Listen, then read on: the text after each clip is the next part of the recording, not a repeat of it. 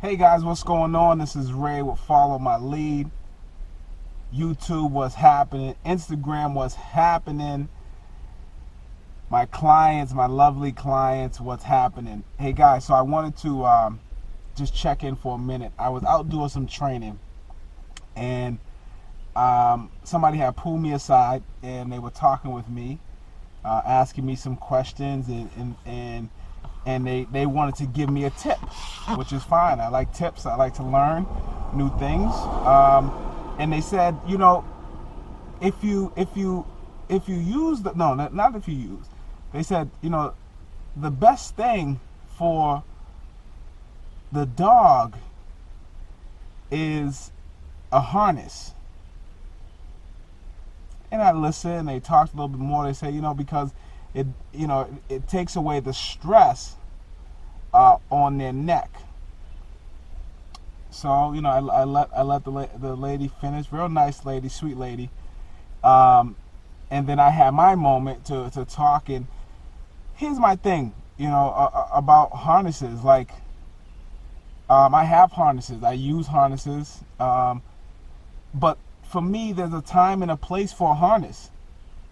And when I'm training a dog, when the dog's coming in for obedience training, when it's coming in for behavior modification, a harness is one of the last things that I'll even attempt. I won't even attempt to use a harness. I'm using a harness for certain situations. And hey, listen, if the harness is working for you, great. Keep using the harness. But when I say working, I mean we have to define, what working is. And what I mean by that is, with the harness, if your dog is giving you a behavior that you don't agree with, are you able to correct that dog and get that dog to change its behavior to what you would like it to be, or what the dog understands it should be doing, right? And with the harness, that's not going to happen for most dogs. It's far and few between. Some dogs are going to do great.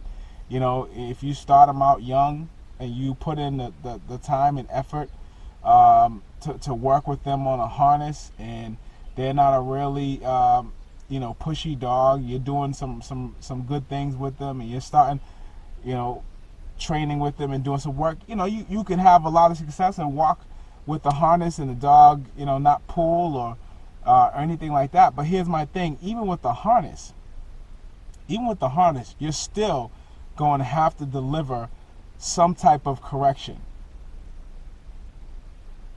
You're going to have to deliver some type of correction. Even if the dog is small, you're going to have to deliver some type of correction.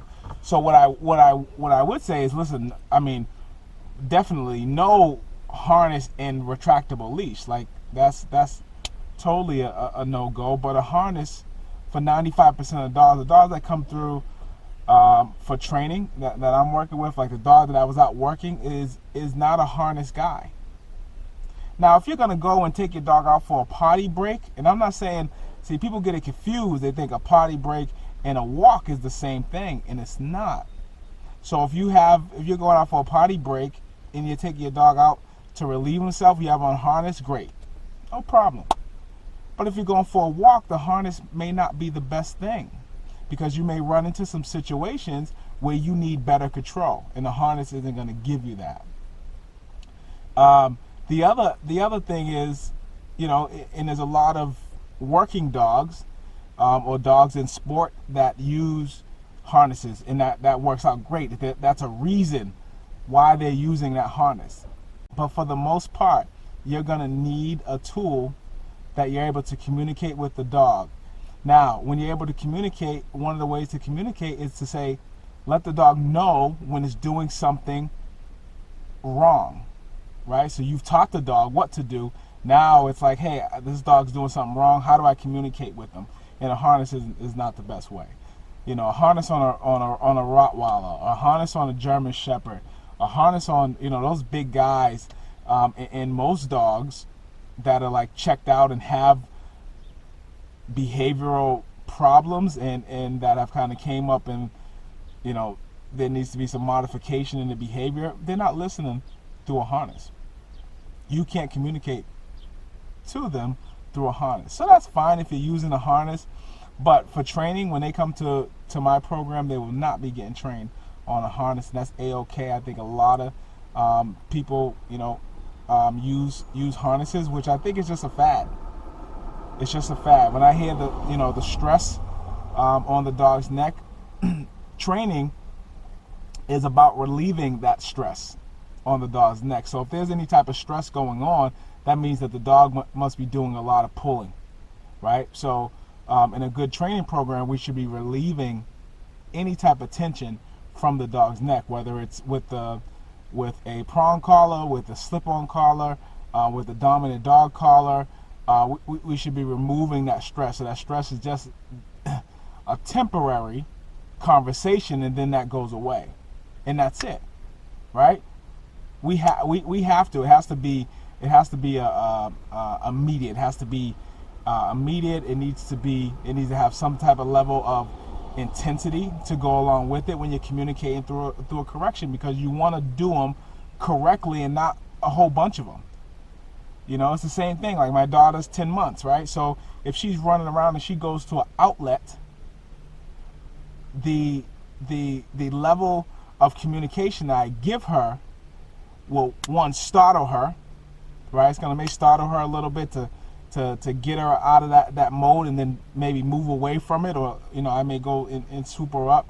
But I'm looking for a change in behavior, right? So even at that, so when my dog you're walking down the street with your dog, and they start to pull and lunge and bark at other dogs, how are you communicating with them?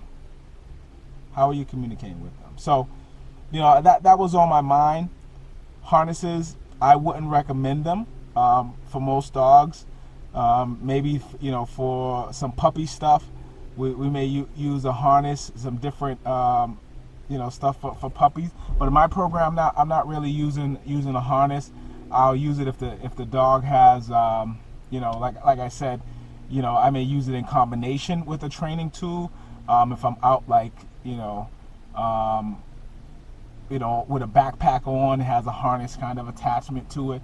But other than that, we're not using a harness, because I don't find that they're as effective as other tools, like an e-collar, you know, for instance.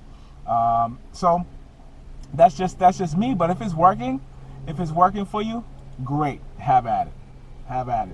But yeah, that was just my take, guys. It was kind of just on my mind, because ladies like, hey, listen, you should definitely, you know, think about using a harness. And I'm like, you know, I've trained with harnesses, and they're not the tool for me in my program, and for the dogs that I work with, and for the families that I work with. That's the other thing, right? So a lot of tools will also have skill level. They're gonna have a skill set level to them as well.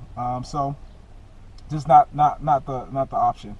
But yeah, guys, again, this is Ray with Follow My Lead. Thanks for listening to my chitter chat on harnesses.